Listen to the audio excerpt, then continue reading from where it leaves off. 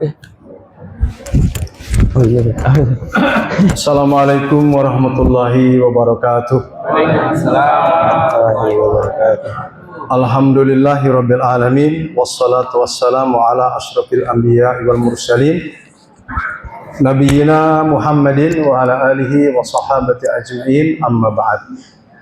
Subhanaka la ilma lana illa ma 'allamtana innaka antal alimul hakim wa tub alaina innaka antat tawwabur rahim. Allahumma inna nas'aluka ilman nafi'a wa rizqan wasi'a wa amalan mutaqabbala.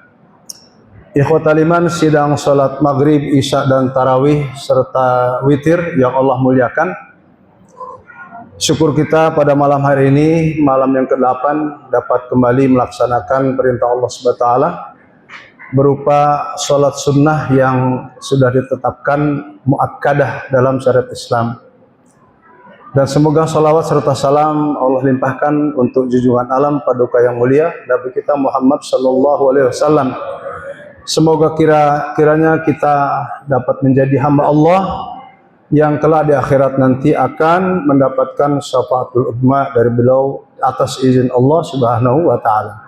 Amin ya rabbal alamin. Allah SWT berfirman, a'udzubillahi minasyaitonir rajim. Bismillahirrahmanirrahim. Wa minal laili fatahajjad bihi nafilatan lak asa ayyab'atsaka rabbuka maqaman mahmuda. Dan dari malam hendaklah kalian lakukan tahajud, semoga kiranya Allah SWT memberikan pada kamu tempat yang mulia. Ini ayat diartikan secara bebas. Sebelum ayat ini Ustaz terangkan dengan waktu yang sangat singkat. Ternyata ayat ini berkenaan dengan problematika kehidupan umat Muhammad sallallahu alaihi wasallam semenjak awal sampai hari ini.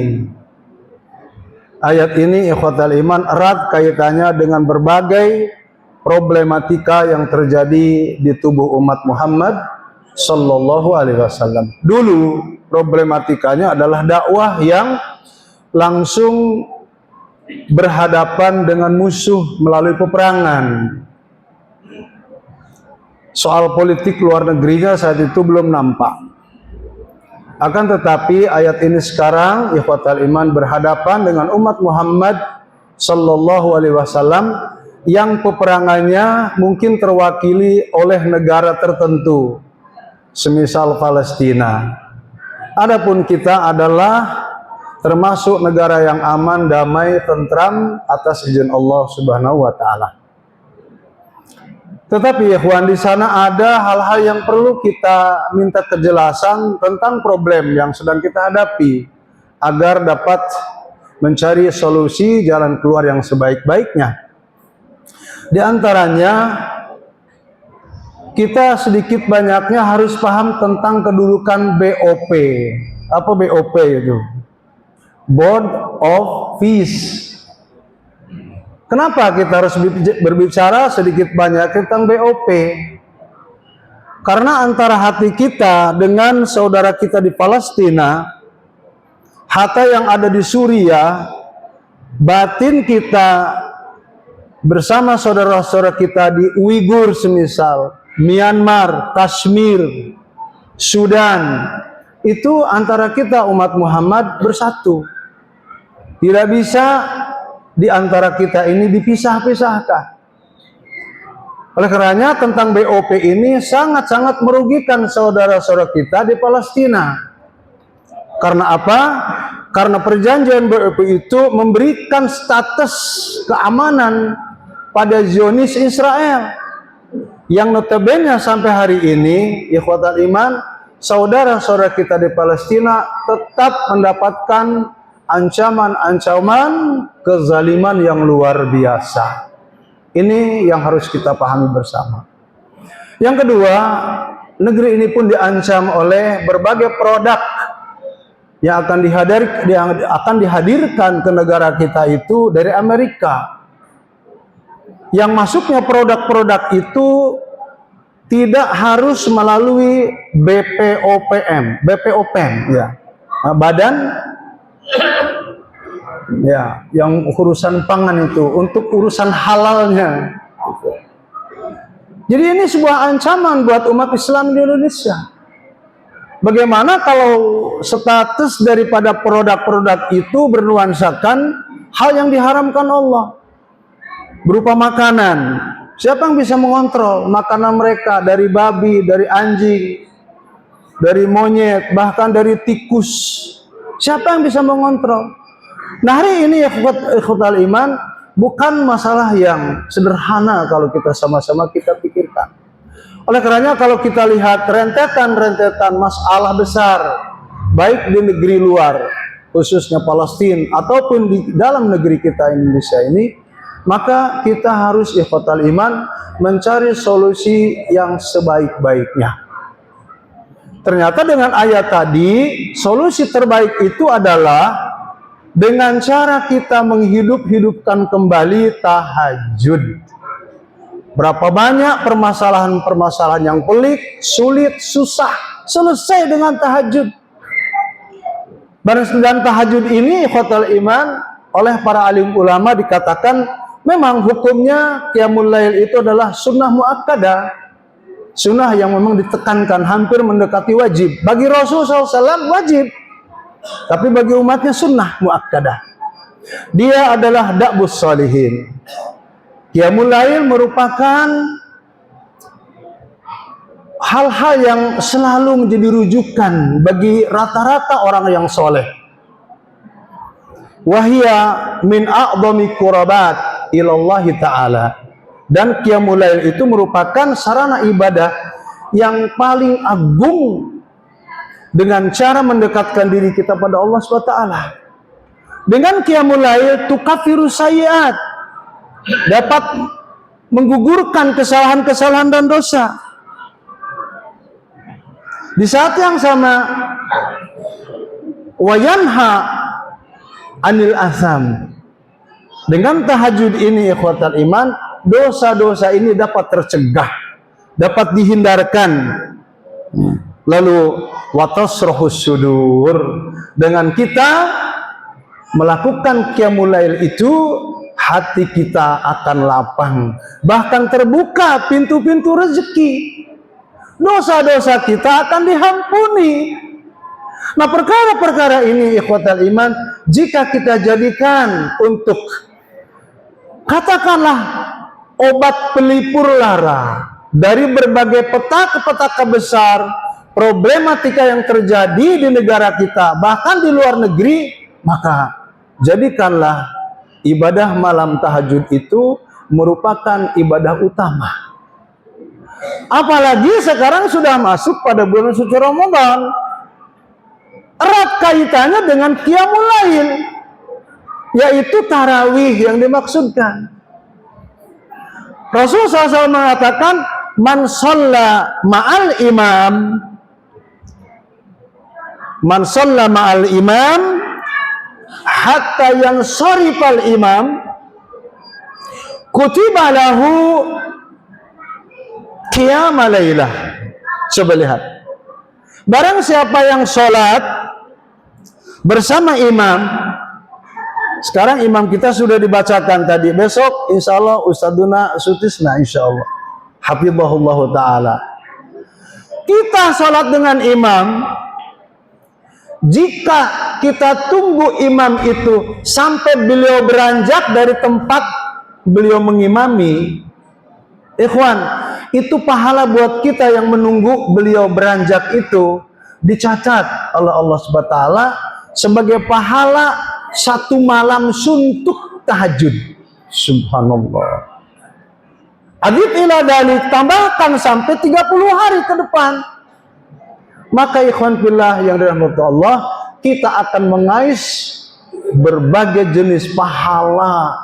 Belum dari witir, belum dari tarawih, belum dari qiyamul lail, belum dari zikrullah, belum dari tilawatul Quran, belum lagi kita sedekah dari infak pada hal orang-orang yang membutuhkan. Maka ikhwan fillah yang dirahmati Allah, fokuskan diri kita pada setiap kita mendapatkan apapun problematika kehidupan, yang besar, yang kecil, yang jauh, yang dekat, fokuskan pada ibadah yang namanya qiyamul lail. Qiyamul lail itu tahajud. Dulu Ustaz pernah bilang, di Indonesia ini banyak perkara-perkara besar yang tidak selesai lalu membias. Ustaz bakal bertanya, ini betul apa enggak nih? Perkara besar tidak selesai lalu membias, seakan-akan tidak pernah terjadi. Hari ini banyak hal seperti itu. Perkara besar dibiarkan membias, akhirnya terus menerus menjadi buah bibir. Pada zaman dulu perkara-perkara itu pun sudah ada, namun segera Rasulullah SAW memberikan arahan pada umatnya, pada para sahabat-sahabatnya saat itu, lakukan qiyamul lail. Agar apa? Agar ketika qiyamul lail itu, yang mana saat kita qiyamul lail berdoa pada Allah, doa itu mustajabah. Ya Allah, tidak kita bisa bayangkan Pak, problematika sebesar apa sih yang tidak selesai dengan tahajud? Hanya saja masalahnya, kita mau nggak tahajud itu? Atau kita yang sudah bisa tahajud, fokus atau tidak kita melakukan tahajudnya? Ikhlas atau khusyuk atau tidak pada melakukan salat tahajudnya? Kalau ia fokus dan khusyuk melakukannya, coba lihat ikhwan fillah, andai kata tahajud ini di luar bulan suci Ramadan dilakukan oleh sahabat-sahabat kita dari Merauke sampai Sabang, dibalik dari Sabang sampai Merauke, Allahu Akbar. Ustaz Umar dulu pernah menghitung, kalau ada satu malam yang tahajudnya 50 juta. Subhanallah. 50 juta Pak. Aceh, Medan, Palembang, Bengkulu, Lampung, Banten, terus sampai Merauke. Saya yakin sekali apapun problematika negara ini bakal Allah selesaikan. Karena apa? Karena sekuat apapun tenaga kita, pikiran kita, daya nalar kita, narasi kita akan lemah di sisi Allah ketika kita tidak tawakal kepada Hayyul Qayyum, kepada Allah Subhanahu wa taala yang Hayy, yang Qayyum, yang hidup dan maha berdiri. Nah, kita hari ini ditantang oleh Allah Subhanahu wa taala untuk bagaimana cara menyelesaikan kasus-kasus seperti ini. Contohnya tadi Ustaz bilang, makanan-makanan produk Amerika ini sebentar lagi bakal bebas masuk ke Indonesia. Dan itu akan merupakan konsumsi. Dan Rasul mengatakan, ayyulah min nabatha minas suhti fannar aulabih. Mana daging yang di tubuh kita ini tumbuhnya dari sesuatu yang diharamkan Allah. La ilaha illallah Muhammadun Rasulullah. Neraka lebih utama daripadanya. Neraka lebih utama untuk orang itu. Maka sekuat mungkin kita tahajud untuk dapat mencegah kalau masalah-masalah yang besar ini oleh karena keburukan politik yang begini dasar, naudzubillah, semua ini akan menjadi petaka dan perhara buat kita. Ikhwan, sekali lagi mari sama-sama kita fokuskan. Setelah Ramadan, bahkan di dalam bulan Ramadan ini masih ada kesempatan kita ikuti terus tarawih, kita terus ikuti witir. Kalau mampu nanti jam 3 kita tahajud, berapapun jumlah tahajudnya, merintih kepada Allah, mengadukan kepada Allah tentang perkara-perkara kehidupan ini. Semoga kiranya Allah tetap mendengar keluh kesah kita dan menjawab serta mengabulkan semua doa-doa kita dan munajat kita. Amin ya rabbal alamin. Rabbana taqabbal minna innaka antas samiul alim wa tub alaina innaka antat tawwabur rahim. Rabbana atina fid dunya hasanah wa fil akhirati hasanah wa qina adzabannar. Allahumma ighfir lana dzunubana wa liwalidayna warhamhuma kama rabbayana shighara wa li ahlina wa li dzurriyyatina wa li ikhwanina wa li akhawatina. Allahumma ighfir lil mu'minina wal mu'minat wal muslimina wal muslimat al ahya' minhum wal amwat. Rabbana atina fid dunya hasanah wa fil akhirati hasanah wa qina adzabannar. Aqulu qouli hadza. Assalamualaikum warahmatullahi wabarakatuh.